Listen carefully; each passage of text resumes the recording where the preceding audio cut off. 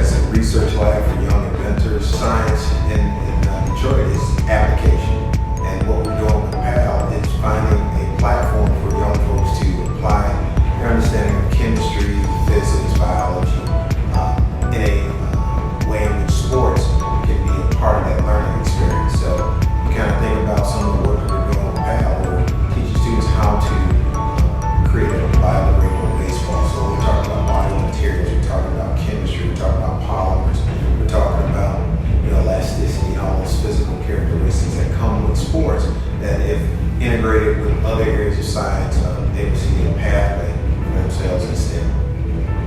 So this is just one of many ways that we are proving ourselves more than sports at DetroitPAL, a way for us to help youth find their greatness, for them to help have self-discovery and identify what it is that they love, have new experiences and exposure to science in a deeper way beyond what they might have ever had. And so it's a lot of fun. We're encouraging the kids to make mistakes.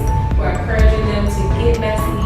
We're encouraging them to discover, as they go through this activity of making these biodegradable baseballs. And we're also teaching them about maintaining sustainable practices for a clean, healthy earth that we all live in.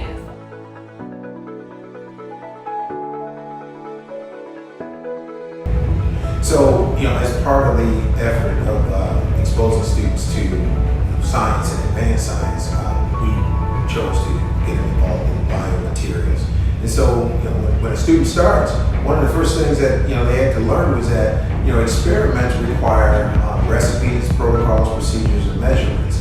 And a number of students hadn't had that early adaptation, but as they became more exposed, more involved, we had a first grader say, hey, it's young, I poured my 50 milliliters of water for my experiment. Well, that's great, because at that point in time, I knew that he had adapted to the learning necessary to be a scientist. The other areas that we also apply in this experiment is the 3D printer. We had students helping us out with setting up a 3D printer to print out funnels that would be used in the experiments, so that they can see that there's a relationship between polymers and other materials that we use on a day-to-day basis. I think that probably one of the most interesting and rewarding things was to see them recognize that they have something to contribute to science, and their ability to learn and adapt also gave us the opportunity to give them a chance to write their own recipe for their biodegradable baseball. And so I can tell that they have